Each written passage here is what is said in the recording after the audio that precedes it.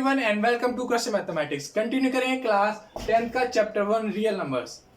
अब तक इस चैप्टर में हम चैप्टर को इंट्रोड्यूस कर चुके हैं उसके इंपॉर्टेंट टॉपिक्स के साथ ही इक्विवेलेंट डिवीजन लेमा कर चुके हैं उसके तीनों टाइप के क्वेश्चन के साथ। और लास्ट वीडियो में हमने एक्सरसाइज 1.2 के 3 टाइप के क्वेश्चन किए थे, जिससे आप एक्सरसाइज 1.2 को पूरी तरह कंप्लीट कर सकते हैं। उन तीनों चारों वीडियोस का लिंक डिस्क्रिप्शन में है, आप जाके देखिए। देन आगे कंटिन्यू कीजिए revisiting irrational numbers.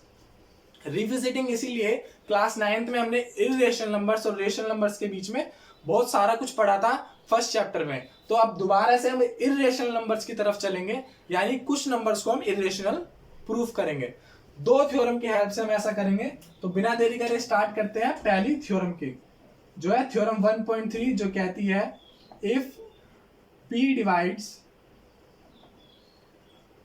A square then P divides A। ये थ्योरम मैंने इंट्रोडक्शन वीडियो में भी बताई थी। ये सिंपली कहती है कि अगर कोई, जैसे मान लो P और A कोई भी दो रियल नंबर्स हैं, तो अगर P A स्क्वायर को डिवाइड कर रहा है तो P A को भी डिवाइड करेगा। एक एग्जांपल लूं मैं, जैसे कि 2 4 स्क्वायर यानी 16 को भी डिवाइड करेगा, और साथ ही अगर वो 16 को डिवाइड कर रहा है तो वो 4 को भी डिवाइड करेगा, जो हम जानते हैं कि वो करता है। ठीक, तो ये थी थ्योरम 1.3। हालांकि ये थ्योरम आपसे कोई पूछेगा नहीं, लेकिन इस थ्योरम का यूज हम आगे करेंगे थ्योरम 1.4 को प्रूफ करने के लिए। तो थ्योरम 1.4 कुछ ऐसी है, √2 इज इरेशनल, यानी √2 को ये थ्योरम 1.4 कहती है कि √2 इरेशनल है। तो अब हम √2 को इरेशनल प्रूफ करेंगे। ये क्वेश्चन बहुत इंपॉर्टेंट है, तो इसे ध्यान से देखिएगा। चलते हैं इसके प्रूफ की तरफ। तो चलते हैं इसके प्रूफ की तरफ। क्वेश्चन कुछ ऐसे आएगा, प्रूव दैट √2 इज इरेशनल। तो स्टार्ट करने से पहले एक चीज बता दूं, ये जो क्वेश्चन हम प्रूफ करेंगे ये कॉन्ट्राडिक्शन और अजम्पशन पर बेस होगा, यानी पहले हम कुछ मानेंगे फिर उसे गलत प्रूफ कर देंगे। जैसे मान लो इरेशनल प्रूफ करना है तो हम उसे रेशनल नंबर मानेंगे, अगर वो रेशनल प्रूफ नहीं हुआ तो वो डेफिनेटली इरेशनल हो जाएगा। तो स्टार्ट करते हैं। तो मैं पहले लिखूंगा let √2 be a rational number. तो मैंने पहले ही √2 को रेशनल नंबर मान लिया। ठीक है, मैंने √2 को रेशनल नंबर मान लिया। इसका मतलब क्या है कि √2 को मैं a/b की फॉर्म में लिख सकता हूं। और कैसे? जहां a और b क्या होंगे? को प्राइम। क्लास 9th की वीडियो में, इंट्रोडक्शन वीडियो में, जब मैंने को प्राइम्स को बताया था, तो को प्राइम्स में को प्राइम वो नंबर होते हैं जो 1 के अलावा किसी से डिवाइड ना हो, यानी 1 के अलावा उनका कोई भी फैक्टर ना हो, वैसे नंबर को प्राइम होते हैं। तो √2 a/b की फॉर्म में लिखा जा सकता है। और यहाँ पर a और b कैसे हैं? को प्राइम नंबर है जिनका फैक्टर 1 के अलावा और कोई है ही नहीं, यानी और कोई नंबर उन्हें 1 के अलावा डिवाइड नहीं कर सकता। ठीक, तो अब आगे चलते हैं। इसे सिंप्लीफाई करते हुए मैं इसको इधर ले आता हूं, b√2 = a। ठीक है, अब मैं करूंगा स्क्वायरिंग बोथ साइड्स, दोनों साइड में स्क्वायर करूंगा। थोड़ा बड़ा करके लिख देता हूं, स्क्वायरिंग बोथ साइड्स। ठीक है, दोनों साइड स्क्वायर करेंगे तो ये जाएगा 2b² = a²। ठीक है, 2b² = a²। अब इससे मुझे एक चीज पता चल गई कि जो a² है, यानी जो a है वो 2 से डिवाइड हो सकता है। चलो पहले a² देखते हैं कि a² जो है वो 2 से डिवाइड होगा। यानी जैसे 2b² = a² है। ठीक है, तो अगर a² को हम 2 से डिवाइड करेंगे तो आंसर b² आ जाएगा। यानी इसका मतलब क्या है? आंसर आ रहा है तो इसका मतलब डिवाइड हो रहा है। तो यहां पे मैंने लिख दिया therefore a² is divisible by 2। ठीक है, और थ्योरम 1.3 में हमने क्या देखा था कि अगर a² डिविजिबल होगा तो a भी डिविजिबल होगा। Also a is divisible by 2। ठीक है, तो इतना हो गया। अब मैं ये लिख सकता हूं कि a is 2 times something. c यहां पर कोई भी नंबर हो सकता है, C is एनी इंटीजर, मतलब कोई भी नंबर हो सकता है। तो अगर a इज डिविजिबल बाय 2 तो मैं लिख सकता हूं कि a इक्वल्स टू 2c, यानी a equals to 2 times something, यानी किसी भी नंबर को हम 2 से डिवाइड करेंगे तो वो एक इक्वल हो सकता है। ठीक है, तो अब मैं इसे मैं पहले इक्वेशन 1 मान लेता हूं। मैं इसे कर रहा हूं पुटिंग इन इक्वेशन 1। ध्यान से देखिएगा, थोड़ा कंफ्यूजिंग हो सकता है क्वेश्चन। तो चलते आगे, इसको हम इक्वेशन 1 में डालेंगे a को, यानी 2b² equals to 2c², 2c का होल स्क्वायर। तो जाएगा 2b² इक्वल्स टू 4c², इससे कैंसिल 2 टाइम्स, तो b² इक्वल्स टू 2c²। तो वही सिचुएशन आ गई जो यहां पे आ रही थी a² के साथ। तो इसी तरह मैं लिख सकता हूं therefore b² is divisible, b² is divisible by 2, also b is divisible by 2। ठीक है, यहां तक समझ आया। यहां पर a डिवाइड कर रहा, a is divisible by 2, तो मैंने ये लिख लिया, इसको मैंने इक्वेशन 1 में डाला, यहां से मुझे मिल गया कि b² भी 2 से डिविजिबल है। अब देखने वाली चीज ये है कि a² भी 2 से डिविजिबल है और b² भी 2 से डिविजिबल है, यानी a भी 2 से डिविजिबल और b भी 2 से डिविजिबल।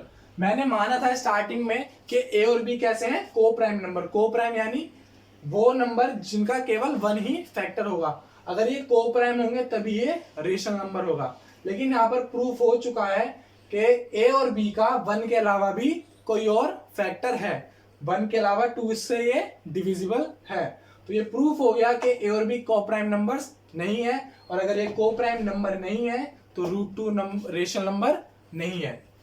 तो यानी जो मैंने अजम्पशन की थी कि √2 इज अ रेशनल नंबर, वो गलत हो गई। तो मैं लिख सकता हूं since are assumption that √2 is rational is wrong। ठीक है, यानी जो मैंने assumption की थी कि √2 रेशनल नंबर है वो गलत है। therefore √2 is irrational, hence proved। Simple.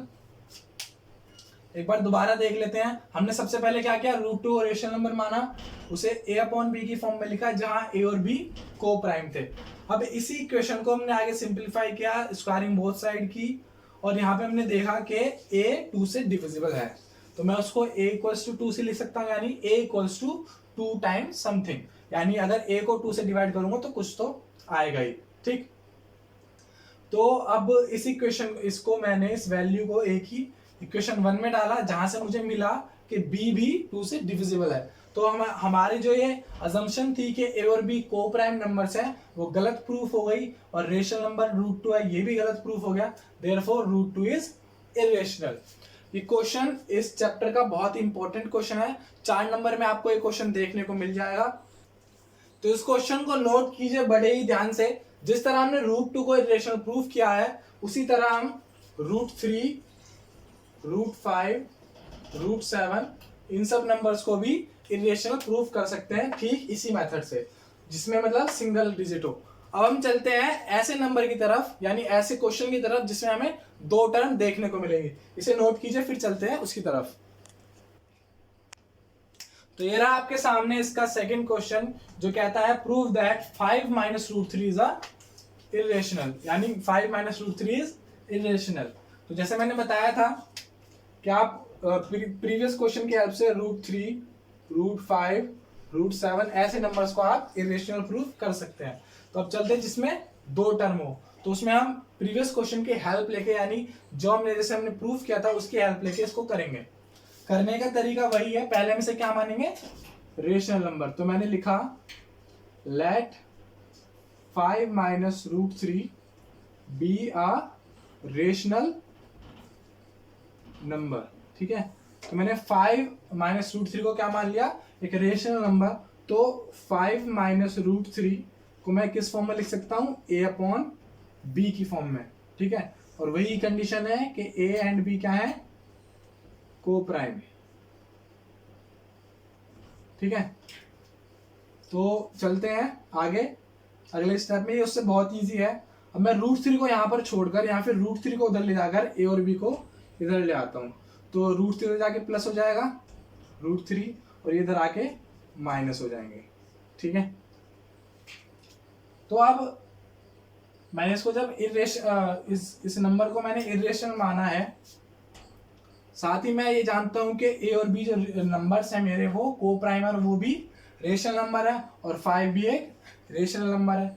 तो यानी इस पोर्शन को सॉल्व करके, इस पार्ट को सॉल्व करके जो आंसर आएगा वो भी एक रेशनल नंबर होगा। लेकिन इक्वल टू में हमारे पास क्या है यहाँ पर, रूट थ्री, जो हमें पता है कि रूट थ्री एक इरेशनल है, ठीक है।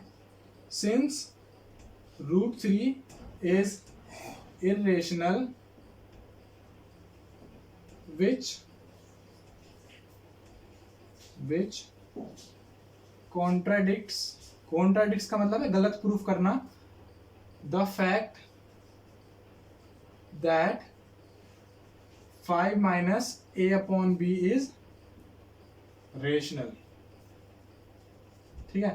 तो यानी ये पोर्शन तो रेशनल है, ये मुझे पता है, और ये इक्वल किसके आ रहा है, इरेशनल के, यानी ये गलत है। तो जो मैंने माना है वो भी गलत है। Therefore our assumption that 5 minus root 3 is rational is wrong. Therefore 5 minus root 3 is irrational. Clear है। इन क्वेश्चंस में हमने ए और बी को पहले को प्राइम माना था, फिर अपने इस अजम्पशन को गलत प्रूफ किया था। इसमें हम क्या करेंगे, इसको इक्वेशन बनाएंगे, यहाँ पर देखेंगे कि ये दोनों इक्वल नहीं हो सकती क्योंकि एक रेशनल है और एक इरेशनल है, इसलिए हमारी अजम्पशन गलत है कि ये रेशनल है, तो ये डेफिनेटली इरेशनल प्रूफ हो जाएगी। तो ये थे नंबर्स को यानी रूट नंबर्स को इरेशनल प्रूफ करने का तरीका। इस टाइप के क्वेश्चन से यानी इस मेथड से, जो आज हमने दोनों मेथड किए हैं, उन मेथड से आप एक्सरसाइज 1.3 को पूरी तरह कंप्लीट कर सकते हैं। फिर भी अगर कोई डाउट निकले, किसी अदर बुक से आपके पास कोई डाउट निकले, तो आप उसे कमेंट बॉक्स में टाइप कर सकते हैं या फिर मुझे फेसबुक और इंस्टाग्राम पर मैसेज कर सकते हैं।